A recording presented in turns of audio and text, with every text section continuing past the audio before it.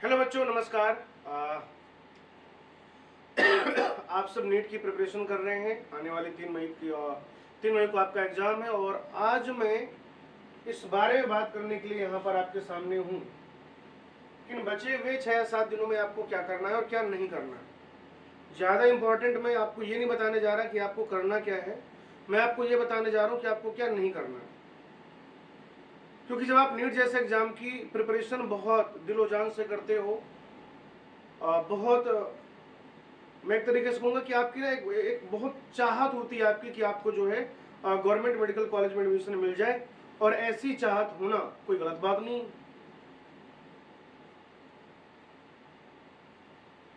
एक दृश्य के बारे में मैं आपसे डिस्कस करता हूं, क्योंकि अभी हम जिस सेशन के बारे में बात करने वाले हैं, इसी सेशन में हम जो बात करने वाले हैं उसमें ज्यादातर बातें मैं ये बताने वाला हूं कि आपको क्या नहीं करना है। अगर कोई बच्चा 650 स्कोर कर रहा है, उससे ज्यादा स्कोर कर रहा है, 600-650 कर रहा है, तो उसे क्या करना है, 400 से 500 के बीच में क्या है, और अगर 200 स्कोर कर रहा है तो क्या है। लेकिन उससे पहले एक छोटा सा वाकया मैं आपके साथ डिस्कस करता हूं। मान लीजिए, 1 मिनट के लिए सोचिए, भगवान न करे ऐसा किसी के साथ हो, लेकिन अक्सर करके हमें ऐसी परिस्थितियों का सामना करना पड़ता है। आपके परिचित हैं कोई, आपके मित्र हैं, आपके फैमिली में कोई है, मान लीजिए कि वो बीमार हो गए हैं, बीमारी बहुत गंभीर है, आप हॉस्पिटल में हैं, आप पल पल ये डॉक्टर से पूछते हैं कि डॉक्टर साहब क्या इंप्रूवमेंट है, उनकी स्थिति में कब तक सुधार आ सकता है, आपको क्या लगता है, हमें किसी और हॉस्पिटल में जाने की जरूरत तो नहीं है। आप अपने दूसरे रिश्तेदारों, फ्रेंड्स, आपके आसपास के जो भी लोग हैं, पड़ोसी, उनसे ये भी पूछते हो कि फला फला समस्या है, इस हॉस्पिटल में ये एडमिट है, हम लोग उनको कहीं और लेके जाएं क्या। कई बार आपको लगता है कि शायद स्थिति हाथ से निकल चुकी है, नियंत्रण में नहीं है, डॉक्टर अपना प्रयास कर रहे हैं, फिर भी आपके अंदर एक उम्मीद रहती है, और उस छोटी सी उम्मीद में क्योंकि आप उनको खोना नहीं चाहते, आप अपना सब कुछ सर्वस्व न्यौछावर करने को तैयार रहते हो। आप डॉक्टर के, मतलब मैंने तो खुद देखा हॉस्पिटल्स में लोग जो है डॉक्टर्स के पैर तक पकड़ लेते हैं कि साहब पैसा तो जितना लगेगा हम लगा देंगे, बस आप हमें इनको बचा लीजिए। वैसे ही एग्जैक्ट तो नहीं, इस तरीके की तुलना मतलब बहुत सही नहीं है, लेकिन एक बच्चा है जो पिछले 1 साल से तैयारी कर रहा है नीट की, कुछ ऐसे बच्चे होंगे जो 2 साल से कर रहे होंगे, 3 साल से कर रहे होंगे, 4 या 5 साल से कर रहे होंगे। संभावना तो है साहब, हो सकता है कि कोई ऐसा ही बच्चा इस वीडियो को देख रहा हो जिसको 5 साल से भी ज्यादा का वक्त हो गया हो। सबसे पहली बात तो मैं उन बच्चों को ये कहना चाहता हूं जिनके 4, 5, 6, 7 ड्रॉप हो गए हैं, बेटा आप में बहुत हिम्मत है। और ये मैं सिर्फ सांत्वना नहीं दे रहा हूं, क्योंकि आपको हमेशा से पता था कि नीट एक कठिन परीक्षा है, नीट का एग्जाम टफ होता है, क्योंकि जो पहली बार नीट का एग्जाम देने जाएंगे अभी 3 मई को, असली आटा दाल का भाव तो उनको तब मालूम होगा। आपको 4 या 5 बार, 4 या 5, एक तरीके से अगर इसको जीत और हार से देखें तो 4 से 5 बार पराजित होने के बाद फिर से उसी चीज की इच्छा रखना, चाहत रखना, उसके लिए मेहनत करना, घर से दूर रहना, हॉस्टल्स में रहना, घर का सुकून चैन छोड़ना, घर का खाना छोड़ना, अपने आप में कलयुग के दौरान एक तपस्या है। और अगर आप पूरे मन से, सच्चे मन से, ईमानदारी के साथ इस तपस्या में संलग्न हैं तो रिजल्ट तो साफ पॉजिटिव आएगा ही आएगा, इसमें कोई मतलब शक और संशय वाली बात नहीं है। वो कहते हैं ना कि ऊपर वाले के यहाँ देर है अंधेर नहीं। तो हो सकता है कि कभी कभी जो हमारा डिजायर्ड रिजल्ट है, जो हमारा ड्रीम मेडिकल कॉलेज है, वहां तक पहुंचने में हम थोड़ा सा ज्यादा समय ले लेते हैं, लेकिन आखिरी में हम पहुंच जरूर जाते हैं। तो इस बचे हुए समय में आपकी जो साधना है, जो तपस्या है, जो परिश्रम है, उसको आपको रोकना नहीं है, लगातार उसको कंटिन्यू रखना है, लेकिन आपको थकना नहीं इस समय पर। जैसे हम अक्सर ये कहते हैं बच्चों से कि अगर आप जो है थोड़ा सा खेल लीजिए, तो आप इस तरीके से मत खेलिए कि आप जब खेल के आए तो फिर बेहोश होकर गिर जाएं। क्रिकेट में कोई इस तरीके का कोई मैच खेलने मत चले जाइए कि आप वहां बिल्कुल मतलब आपके फिर जो है आप माइंड फ्रेश करने के लिए खेलने गए थे, लेकिन जो है वहां पर आपके दिलो दिमाग में वो मैच इतना हावी हो गया कि आप ये चाह रहे हो कि बस कुछ नहीं करना है, अब सीधे जाके मैच मतलब जीतना जरूरी है, बाकी का बाद में देखेंगे। आप हाथ में चोट लगा ले रहे हो, पैर में चोट लगा ले रहे हो। कोई भी इस तरीके का काम नहीं करना है। कोई अगर लॉन्ग डिस्टेंस ट्रेवलिंग है किसी भी कारण से, अगर आप उससे बच सकते हैं तो बचिए। खान पीन का ध्यान रखिए। आप देख रहे हैं कि गर्मी का प्रकोप कितना बढ़ा हुआ है। हाइड्रेटेड रखिए खुद को। अपने पास हमेशा पानी की बोतल रखिए, ग्लूकॉन डी वगैरह रखिए। अब हो सकता है कल को कुछ लोग ये भी कमेंट करना शुरू कर दे कि आप डॉक्टर हो क्या? नहीं भैया, लेकिन मैं जिंदा हूं। मैं डॉक्टर नहीं हूं, लेकिन मैं जिंदा हूं और मुझे ये जरूर पता है कि धूप से कैसे कैसे बचा जाता है ना। थोड़ा सा खाने पीने में भी संयम बरतिए। एक अच्छा पिज्जा, एक अच्छा burger, momos, French fries, spring rolls, fried rice सबको अच्छा लगता है ना। जीभ को चटपटा स्वाद पसंद आता है, सही बात है। लेकिन 5, 6, 7 दिन आप क्या करिए, थोड़ा सा संयम बरतिए। इसलिए भी संयम बरतिए क्योंकि अगर इस गर्मी के मौसम में आपने ऐसी चीजें खाई, जंक फूड वगैरह खाया और गलती से आप बीमार पड़ गए, इस टाइम पे आके बीमार पड़ गए, तो ये तो मतलब वही वाली बात थी कि आप बहुत फिट इंसान थे और आपका फिर एक नेशनल टीम में बास्केटबॉल के लिए, हॉकी के लिए सिलेक्शन हो गया और आपको लगा कि एक बड़ा अचीवमेंट है, दोस्तों को पार्टी थ्रो करते हैं और पार्टी में आपने कुछ अल्लम गल्लम खा पी लिया और मैच से पहले आप बीमार हो गए, कॉम्पिटिशन से पहले आप बीमार हो गए। तो इस तरीके की गलती करनी नहीं है। थोड़ा हल्का फुल्का खेलिए, लाइट गाने मतलब मनोरंजक चीजें देखिए, थोड़ा बहुत अगर मन करता है तो कुछ कॉमेडी के शोज देख लीजिए, मन करता है तो। बहुत ऐसा मतलब बहुत इमोशनल मूवीज मत देखिए कि आप जो है, और वो इमोशन किसी से भी आपको इमोट नहीं करना इस टाइम पे, ना पेरेंट्स से, क्योंकि ऑलरेडी आप जानते हैं कि आपके पेरेंट्स आपके लिए कितना सेक्रीफाइस कर रहे हैं। आप उस इमोशन के तले इस समय आपको दबना नहीं है। आपको थोड़ा सा कॉन्फिडेंट रहना है, उन इमोशंस को उनकी वैल्यू करते हुए, उनकी कद्र करते हुए आपको अपनी पढ़ाई करनी है। क्लियर है जी? अब जो बच्चे 600 650 ला रहे हैं वो कुछ भी नया बदलाव ना करें, क्योंकि अब 7 दिनों में वैसा भी कुछ अलग नहीं होने वाला है। बस ये है कि अगर कुछ बढ़ाया जा सकता है तो जरूर बढ़ा दीजिए। तो नया कुछ बदलाव नहीं करना है, कुछ भी नया नहीं पढ़ना है। जो आता है उसी को एकदम क्या करना है, पक्का करना है, 100% उसमें श्योरिटी लानी है। कुछ टॉपिक्स होते हैं वो तो बिल्कुल मतलब स्किप होने नहीं चाहिए एग्जाम वाले दिन कि ये सवाल रह गया। जैसे मैं आपको बताऊं, फिजिक्स में लॉजिक गेट्स का सवाल आता ही आता है आपको, और बच्चे पढ़ते मन से पढ़ते, आपको आता भी होगा। लेकिन अगर नहीं आता है या किसी भी तरीके का कोई पर्टिकुलर टाइप का गेट आपको प्रॉब्लम क्रिएट करता है, अभी तुरंत बैठिए, ठीक है ना। 4 उसमें अलग अलग तरीके के लॉजिक गेट्स होते हैं। एक कोई पर्टिकुलर गेट आपको परेशान कर रहा है, आप नहीं पहचान पा रहे हैं, तो उसको फिर जो है करिए। आपको लॉजिक गेट टोटली नहीं आता, बिल्कुल आता ही नहीं, तो भैया फिर छोड़ दो, ठीक है ना। जैसे बायो में मैं आपको बताऊं, बायो में कुछ चीजें आपसे गलत होनी ही नहीं चाहिए, ठीक है ना। जैसे मॉर्फो के एग्जांपल्स। और इंपॉर्टेंट चीज बताता हूं, लिविंग वर्ड की टेबल नंबर 1.1। और इंपॉर्टेंट चीज बताता हूं आपको मैं, prokaryotic cell envelope, prokaryotic cell envelope, mitochondria, chloroplast, nucleus, chromosome, इसके बिना पेपर नहीं बनता है। इनमें से कुछ ना कुछ जरूर आता है, आप देखिएगा इस साल भी आएगा। ह्यूमन फिजियो के सारे डिसऑर्डर्स, सवाल आना ही आना है। मसल कॉन्ट्रैक्शन से एक सवाल बन सकता है। हार्मोन पढ़ के जाइए, ठीक है ना, हार्मोन पढ़ के जाइए। पीटीएस टीसीटी से सवाल आने ही आना इस बार, आप देखिएगा, मैं आपको बायो बता रहा हूँ। रिप्रोडक्शन में स्पर्म का पाथवे, रिप्रोडक्टिव हेल्थ खास तौर से जो एआरटी है वहां से सवाल आने ही आना, आप देखिएगा, वो आपको पढ़ के जाना है मेरे भाई, ठीक है ना। मेंस्ट्रुएशन आपको पढ़ के जाना है, वहां से सवाल आएगा ही आएगा, 100% आएगा।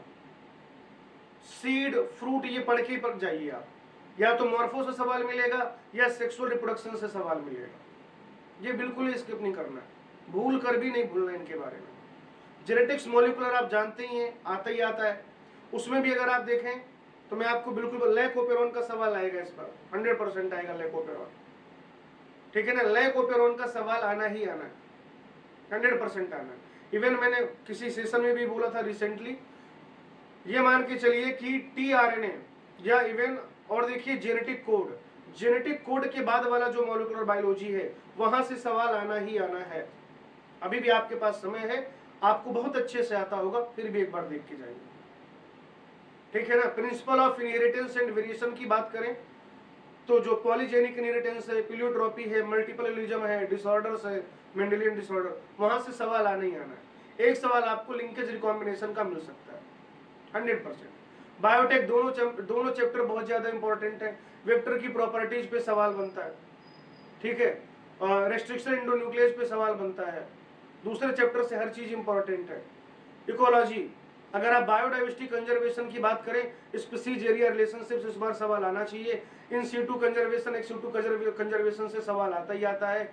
इकोसिस्टम में अगर आप देखें तो एनर्जी फ्लो या फिर डिकम्पोजिशन का सवाल इस बार आता हुआ दिख रहा है। आप प्रोडक्टिविटी भी पढ़ के जाइए, ठीक है। प्रोडक्टिविटी में सीधे सीधे या तो रिलेशन पूछ लेगा या फिर उधर प्रोडक्टिविटी की चीजों को रिलेट करके और फिर ले जाएगा एनर्जी ट्रांसफर पर, तो वहां से एक सवाल आएगा ही आएगा। अगर हम लोग बात करते हैं ऑर्गेनिज्म पॉपुलेशन की, तो ऑर्गेनिज्म एंड पॉपुलेशन वाला जो चैप्टर है, कम्युनिटी इंटरेक्शन का सवाल आना ही आना है। ग्रोथ मॉडल में से किसी न किसी एक मॉडल का सवाल आना ही आना है। इंटरेक्शन में भी पैरासिटिज्म, प्रेडेशन, कंपटीशन 100% पढ़ के जाइएगा, सवाल आपको मिलेगा।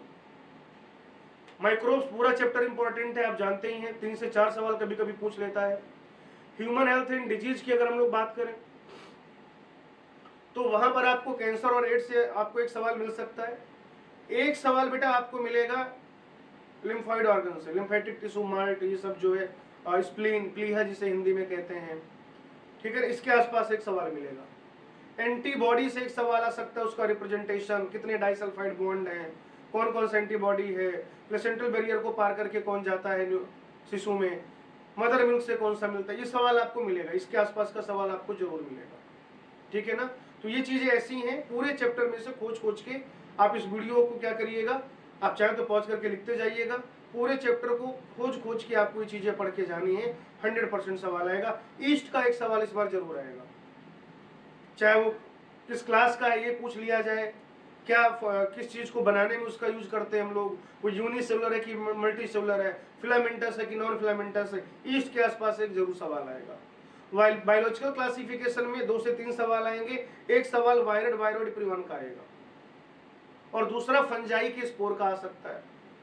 फिर भी अगर आपके पास समय कम है, आप ऐसे बच्चे हैं जो ये सोच रहे हैं कि इस बार ज्यादा से ज्यादा नंबर आ जाए ताकि हम अगले साल एक अच्छे मन के साथ तैयारी करें, अगर आपका ऐसा कुछ प्लान है तो आप ये मान के चलिए कि वायरोइड परिवहन लाइकेन जरूर पढ़ के जाइएगा, एक सवाल आपको मिलेगा, ठीक है ना। ये वो बच्चे हैं जो अभी 200 पे, इनको 400 पहुंचाना है, तो ये टॉपिक पढ़िए। निगेटिव लोगों से दूर रहिए। अगर कोई भी इस टाइम पे आपसे नेगेटिव बातें करता है तो आप उनसे दूर रहिए, ठीक है। वो सही है गलत है अपने को फर्क नहीं पड़ता, अपन बात करेंगे उनसे 3 मई की शाम को बात करता हूं। नेगेटिव लोगों से दूर रहना है, स्वास्थ्य का ध्यान रखना है, नींद पूरी लेनी है, पढ़ना मैक्सिमम जितना आपको पढ़ना था पढ़ लिया, ठीक है ना। तो मोटे तौर पे आपको क्या क्या करना है, पहले मैं आपसे पढ़ाई से रिलेटेड बातें बता देता हूं। अगर आप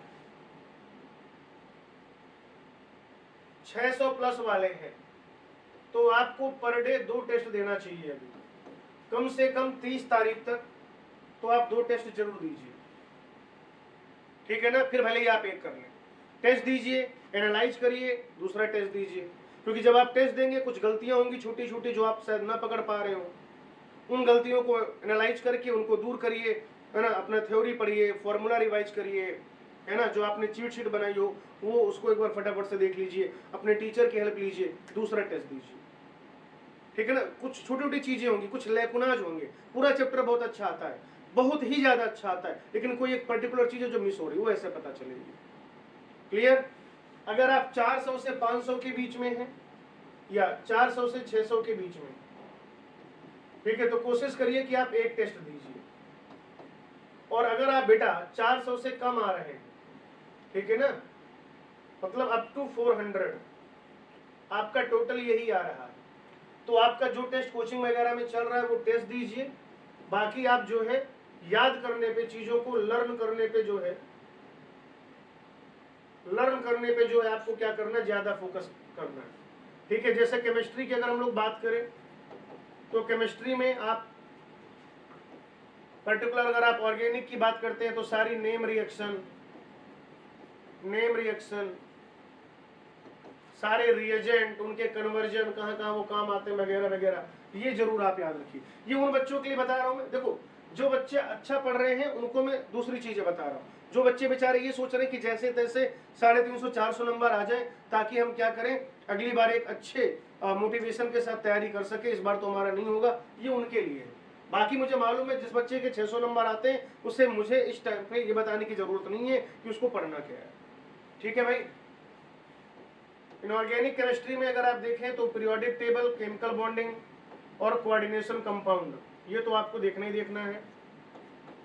और अगर आप फिजिकल केमिस्ट्री की बात करें, स्ट्रक्चर ऑफ एटम से एक सवाल आएगा, ठीक है, वो सवाल हो सकता है फिजिक्स में पूछ लिया जाए या केमिस्ट्री में पूछ लिया जाए। थर्मो वाला जो पोर्शन है वहां से आपको सवाल मिलना ही मिलना है मेरे भाई, मिलना ही मिलना है। फिजिक्स में सबसे ज्यादा जो बच्चे दिक्कत को, मतलब जिन्हें परेशानी होती है ज्यादातर बच्चों को, फिजिक्स में होती है। ठीक है, अगर आपको हीट आती है तो हीट जरूर पढ़ के जाइए, हीट जरूर पढ़ के जाइए बेटा। ठीक है ना। अगर आप ये सोच रहे हैं कि आपको 15 से 20 क्वेश्चन ही फिजिक्स में करने हैं तो इस टाइम पे ऑप्टिक्स लेके मत बैठिए। ठीक है ना, इस टाइम पे आप हीट पढ़िए, हीट आपको आ सकता है। मैकेनिक्स के सवाल आप कर सकते हैं। ठीक है ना, मैकेनिक्स में भी जो ज्यादा टफ पार्ट है वो छोड़ दीजिए, फ्रिक्शन के आसपास और प्रोजेक्टाइल वगैरह जरूर पढ़ के जाइए। ये मैं उन बच्चों को बता रहा हूं जिनका उद्देश्य है कि 400 नंबर लाना है। ठीक है ना।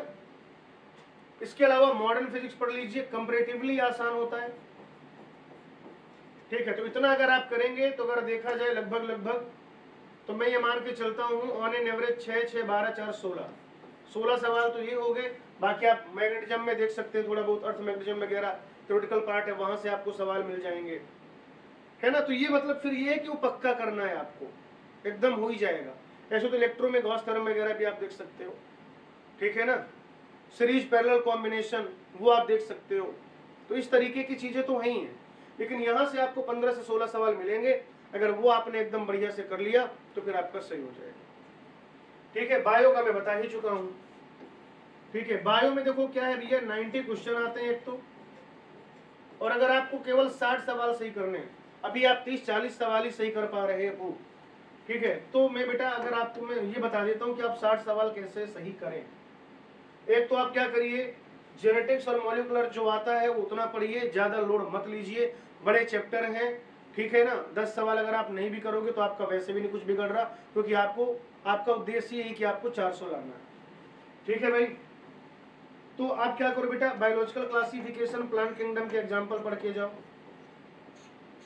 ठीक है ना, सेल डिवीजन आप पढ़ के जाओ, छोटा चैप्टर है, सेल डिवीजन पढ़ के जाओ आप। फोटोसिंथेसिस बड़ा है, बजाय उसके अगर आप फोटोसिंथेसिस पूरा नहीं तैयार कर सकते, आपने पढ़ रखा है लेकिन पूरा अच्छे से नहीं तैयार कर सकते, तो रेस्पिरेशन, प्लांट ग्रोथ और डेवलपमेंट जरूर तैयार करें। ठीक है, ह्यूमन फिजियो में जो ब्रीदिंग इन गैसेस एक्सचेंज है वो चैप्टर देख लीजिए, बॉडी फ्लूइड और सर्कुलेशन देख लीजिए। इसके अलावा फिर आप केमिकल कोऑर्डिनेशन देख लीजिए। ठीक है ना, फिर ऐसे पूरे के चक्कर मत पड़िए, नहीं तो फिर वो अल्टीमेटली आपके 40-50 सवाल बायो में नहीं सही होते। आप देखिए ना, बहुत सारे बच्चे होंगे जिनका टोटल स्कोर 200 होगा, 150 होगा, तो अब इस बचे हुए 7 दिन में वो मैक्सिमम कैसे कर सकते हैं। ये होगी पढ़ाई लिखाई से रिलेटेड बात। ठीक है जी। दूसरा, आपको अपनी हेल्थ और मेंटल हेल्थ का भी ध्यान रखना है, हेल्थ एंड मेंटल हेल्थ। अब जो भी अच्छा बुरा होना है, ठीक है, वो 3 मई के बाद डिसाइड करेंगे कि क्या होना है। अभी फोकस करना है एग्जाम पर। ठीक है ना, तो ज्यादा लोड नहीं लेना किसी भी चीज का, होगा कि नहीं होगा ये भी अभी नहीं सोचना है, वो 3 मई की शाम को सोचेंगे बैठ के। मैं 3 मई की शाम को आपसे फिर बात करूंगा, क्योंकि देखो अगर मैं शाम को 7 बजे आपको सोल्यूशन नहीं भी देता हूं तो कुछ नहीं बिगड़ेगा, क्योंकि पूरी दुनिया सही गलत, कुछ तो इतने उतावले होते हैं 5:15 बजे शुरू हो जाते हैं, फिर गलत भी होता है, कोई मतलब नहीं है बेटा। आप जो करके आए हो वो एमआर में जा चुका है, जो सही आंसर है अगर वो आपको 2 घंटे 3 घंटे बाद ही पता चलेगा तब भी कोई दिक्कत नहीं है, लेकिन एग्जाम के तुरंत बाद ज्यादा जरूरी है कि मैं आपसे बात करूं, आपके साथ रहूं। तो मैं आपको जरूर मिलूंगा, टेलीफोन पे मिलूंगा, हो सकता है यूट्यूब पे मिलूं, कहीं ना कहीं मैं आपको मिलूंगा जरूर, ठीक है ना। वो अपन 3 मई की शाम को बात करेंगे। हेल्थ का ध्यान रखना है, हाइड्रेटेड रहना है, बहुत हैवी मील मत लीजिए इस टाइम पे बेटा, अवॉइड हैवी मील। क्योंकि अगर आप ऐसे क्या करेंगे, बहुत हैवी खाना खा ले रहे हैं, लाइक जैसे कुछ लोग पसंद करते हैं नॉनवेज वगैरह खाना, कह रहे हैं यार, अगर जैसे खास तौर से जो बच्चे हॉस्टल में रहते हैं कि यार अब तो नीट के बाद घर चले जाएंगे, कुछ लोगों का नीट की शाम को रिजर्वेशन होगा, कुछ का अगले दिन मिलेंगे नहीं, तो कल शनिवार है या अभी संडे को एक काम करते हैं, चारों भाई मिलते हैं और एक बार जो है थोड़ा सा चिकन बना लेते हैं, मटन बना लेते हैं, पार्टी कर लेते हैं। एग्जाम के बाद करिएगा पार्टी, कोई दिक्कत नहीं, सिलेक्शन के बाद करिएगा पार्टी, और मजा आएगा। इस टाइम पे भाई पेट में जलन हो गई, ठीक है ना, दस्त वस्त लग गए तुम्हें बिना मतलब के, भाई ना अच्छा खासा चलता हुआ कार्यक्रम तुम्हारा खराब हो जाएगा। थोड़ा सा जीभ पे संयम रखो, कुछ दिन की बात है, 1 हफ्ते की बात है, फिर तो क्या, देखो एग्जाम के बाद अच्छा हो चाहे बुरा हो, रीस्टार्ट करने में कुछ लोग महीने भर का समय तो लेंगे ही लेंगे, कुछ रिजल्ट का वेट करेंगे, कुछ बाकी के भी एग्जाम देंगे, तो अपने पास समय बहुत है, घबराने की कोई आवश्यकता नहीं मेरे भाई, ठीक है ना। संयम बरतना केवल 3 मई तक, ठीक है। साथ ही साथ आपको क्या करना है, you have to avoid negative people.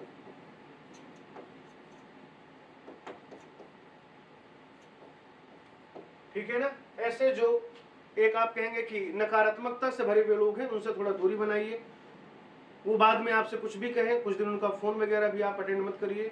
और इस टाइम पर अगर आप लॉन्ग ड्यूरेशन के लिए फोन अगर आप ऑफ करते हैं, तो अपने पेरेंट्स को बता दीजिए कि हम पढ़ाई कर रहे हैं, हम सोने जा रहे हैं, हमारा फोन ऑफ रहेगा, ठीक है। आप परेशान मत होइएगा, क्योंकि माता पिता को भी चिंता होती है, एग्जाम का टाइम है, बच्चे का फोन नहीं लग रहा है, क्यों नहीं लग रहा है, चौथा ड्रॉप है, तीसरा ड्रॉप है, परेशान था बच्चा। तो अगर आपको लगता है कि आपको लंबे समय के लिए 6, 7, 5 घंटे के लिए फोन को ऑफ करना है, तो एक बार पेरेंट्स को इन्फॉर्म कर दीजिए कि ऐसी ऐसी बात है मम्मी, ऐसी ऐसी बात है पापा, मैं जो है अभी पढ़ने जा रहा हूँ, या मैं सोने जा रहा हूँ, मैं लाइब्रेरी जा रहा हूँ, मैं टेस्ट देने जा रहा हूँ, अगर फोन ना लगे तो आप परेशान मत होइएगा, हम फ्री होकर आपको कॉल कर लेंगे। एक तो उनको अच्छा लगेगा, और दूसरा उन्हें कॉन्फिडेंस मिलेगा कि आप एकदम सही स्थिति में हैं, तो उन्हें आपकी चिंता नहीं सताएगी।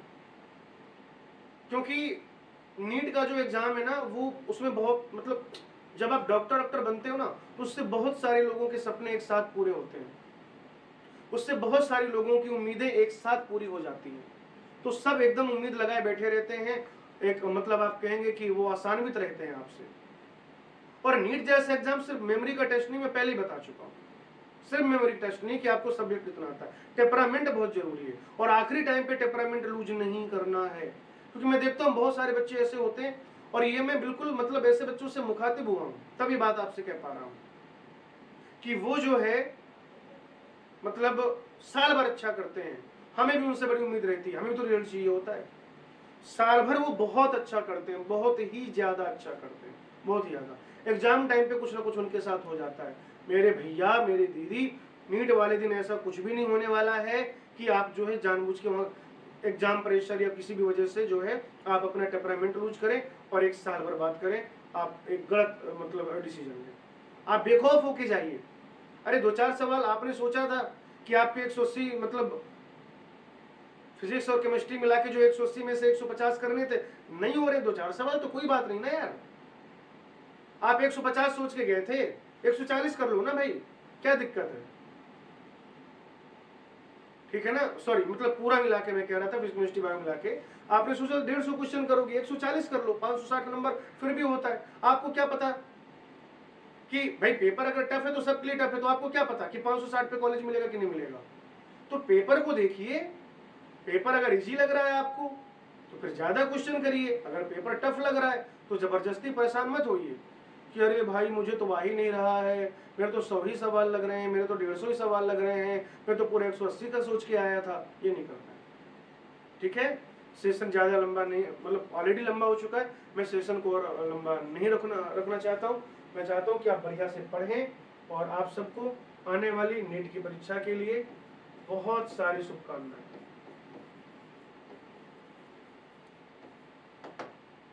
ठीक है जी, वीडियो को कंप्लीट करते हैं। Thank you, okay, tata, bye bye.